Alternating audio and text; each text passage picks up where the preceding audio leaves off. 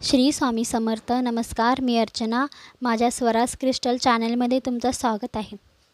तर पितृपक्ष सुरू होणार आहे आणि त्या पितृपक्षामध्ये महिलांनी रोज या 15 दिवसात काही महत्त्वाची कामे सेवा करायची आहेत.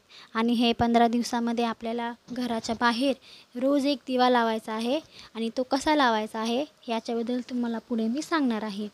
पितरांची कोणती सेवा करायची आहे आणि मी तुम्हाला ह्या व्हिडिओमध्ये तुम्हाला याची पूर्ण माहिती देणार आहे.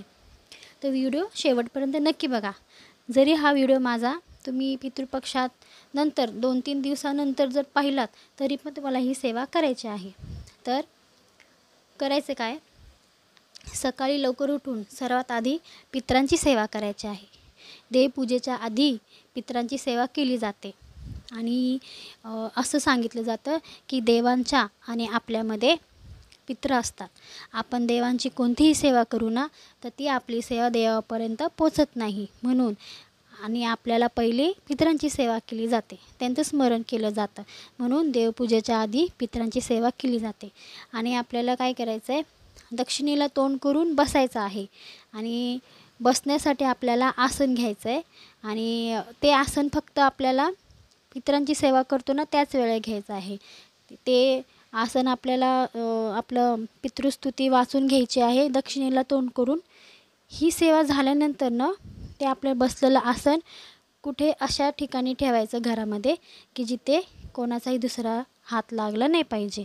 आणि सकाळी ही जी आपली सेवा पहिली होणार ही झाल्यानंतर नाही ना स्वच्छ हातपाय धुवून घ्यायचे, स्वच्छ व्हायचं आणि मग देवांची सेवा आपली देवपूजा आहे ती करायची आहे.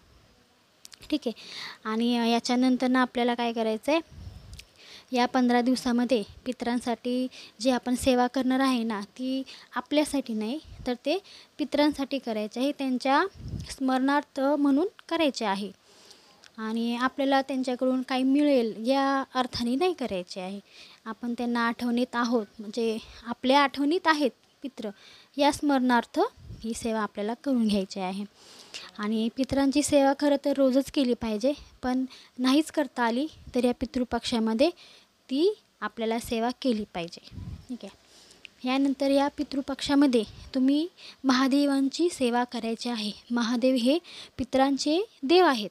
या 15 दिवसामध्ये तुम्हाला महादेवांच्या पिंडीवरती पाण्याचा अभिषेक करायचा आहे. त्याच्यामध्ये मंत्र बोलायचे आहेत, शिवमहिमन बोलायचं आहे. आणि ते जर तुम्हाला म्हणजे करता आलंच नाही तर तुम्हाला ओम नमः शिवाय हा मंत्र बोलायचाच आहे. या 15 दिवसामध्ये तुम्हाला एकदा तरी महादेवाच्या पिंडीचा अभिषेक करायचा आहे. त्यानंतर ना आपल्याला रोज सकाळ संध्याकाळ तुळशीला दिवा लावायचा आहे आणि ओम नमो भगवते वासुदेवाय नमः हा मंत्र बोलायचा आहे. आणि संक्षिप्त भागवत याचं पारायण आपल्याला रोज करायचं आहे. रोज करता नाहीच आलं तर एकदा तरी ह्या 15 दिवसामध्ये हे संक्षिप्त भागवताचं पारायण करायचं आहे. भगवान विष्णूची ही सेवा केल्याने पितृदोष कमी होतो. ही सेवा खूप प्रभावी आहे. त्याच्यानंतर पितृपक्षामध्ये जी पण आपण सेवा करू ना ती सर्व आपल्या पितरांना समर्पित आहे असं म्हणायचं आहे. या सेवेला आपण जी सेवा करू ही आपण पितरांसाठी करतो, स्वतःसाठी नाही. त्यांना मोक्षप्राप्तीसाठी, आपल्याला जो पितृदोष लागलेला आहे तो कमी होण्यासाठी आपण ही त्यांची सेवा करत आहोत.